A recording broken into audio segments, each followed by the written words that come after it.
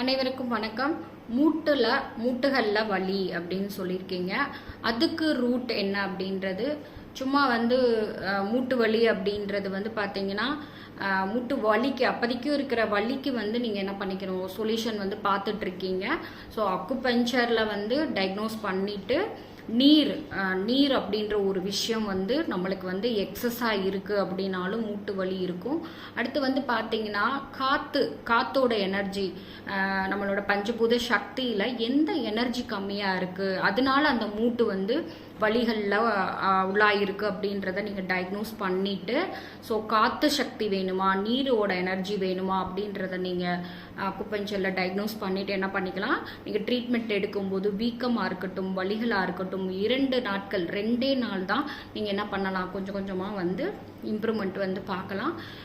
ரொம்ப மூட்டு வலிக்குது மேம், என்னால் எந்திரிச்ச உடனே நடக்கவே முடியல அப்படின்ற ஒரு சிலர் நீங்கள் யோசிச்சுட்டு இருக்கீங்க அப்படின்னா, நம்மளோட கைகள்லேயே அவ்வளோ அக்குபஞ்சர் புள்ளிகள் இருக்குது. ஸோ இந்த 2 விரல்கள் நம்மளோட கால்களாக நம்ம எடுத்துக்கலாம்.